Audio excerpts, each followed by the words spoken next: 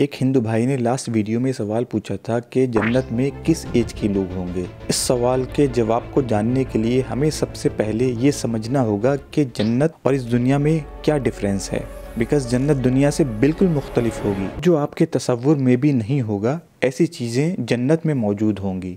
दुनिया से या दुनिया की किसी भी चीज़ से आप जन्नत को कंपेयर कर ही नहीं सकते। दुनिया में आपको परेशानी, उतार चढ़ाव, सुख दुख सब आते हैं, मगर जन्नत इससे टोटली मुख्तलिफ होगी। दुनिया में आपकी आजमाइश होती है, खासकर ईमान वालों की। अल्लाह ताला फरमाता है चैप्टर नंबर 2 वर्स नंबर 155 में कि हम तुमको आजमाएंगे, कभी डरा कर, कभी भूख दिखाकर, कभी माल में नुकसान की शक्ल में, कभी जान के ज़रिए, या कभी खेती बाड़ी में कमी ज़्यादती करके। एक दूसरी आयत में चैप्टर नंबर 18 वर्स नंबर 46 में अल्लाह ताला फरमाता है कि माल और औलाद ये सब तो दुनिया की चीज़ें हैं, सब कुछ यहीं ख़त्म हो जाएगा, मगर जो चीज़ें बाकी रहने वाली हैं वो हैं तुम्हारे अमाल, जो तुम्हारे रब के पास सबसे बेहतर होंगे। इसी तरीके से चैप्टर नंबर 67 वर्स नंबर 2 में अल्लाह ताला फरमाता है कि मौत और ज़िंदगी तो आजमाइश के लिए है कि तुम में सबसे बेहतर कौन है कि जिसको ज़िंदगी मिलने के बाद भी आखिरत याद रही। इसीलिए चैप्टर नंबर 3 वर्स नंबर 185 में अल्लाह ताला फरमाता है कुल्लु नफ्सिन ज़ाइक़तुल मौत,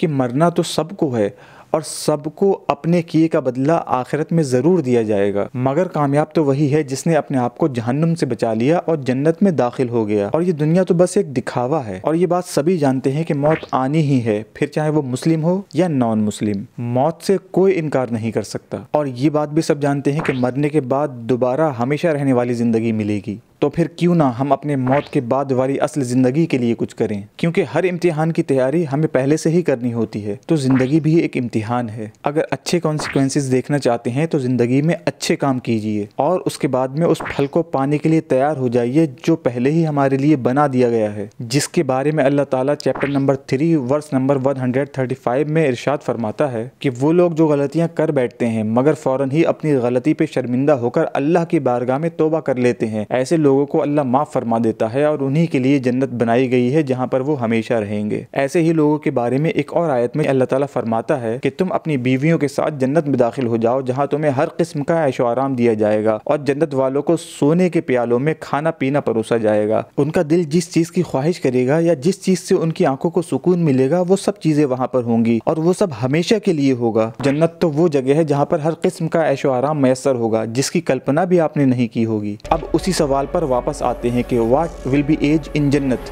कि जन्नत में किस उम्र के लोग होंगे। इसका जवाब यही है कि दुनिया की उम्र से उसकी कल्पना नहीं की जा सकती, क्योंकि यहाँ पर बचपन, जवानी और बुढ़ापा 3 दौर आते हैं, मगर जन्नत में किसी को मौत नहीं आएगी। इसीलिए सब एक ही एज के हसीन और जमील होंगे। जैसा कि नबी पाक ने तिरमिज़ी की 2545 नंबर की हदीस में फरमाया है, जन्नती जन्नत में उस हाल में दाखिल होंगे कि उनके जिस्म पर बाल नहीं होंगे, वो खूबसूरत बिना दाढ़ी मूछों वाले जवान होंगे, सरमोगी आंखों वाले होंगे और 30 या 33 साल के होंगे। एक और सही बुखारी की 6227 नंबर की हदीस में प्रॉफिट सल्लल्लाहु अलैहि वसल्लम फरमाते हैं कि अल्लाह ताला ने आदम को अपनी सूरत पर बनाया, उनकी लंबाई 60 हाथ थी। बस जो शख्स भी जन्नत में जाएगा हजरत आदम अलैहिस्सलाम की सूरत के मुताबिक होकर जाएगा। तो मालूम हुआ कि वहाँ मर्द और औरत सब हसीन जमील और 30 साल के होंगे और शक्ल सूरत में हजरत आदम की तरह होंगे। मेरे ख्याल से इन दलीलों से वाज़ेह हो गया होगा कि जन्नत में किस एज के लोग होंगे। अगर अब भी कोई शख्स ये कहे कि 30 साल ही क्यों, तो इस बात पर अकली दलील ये है कि इंसान की 30 की एज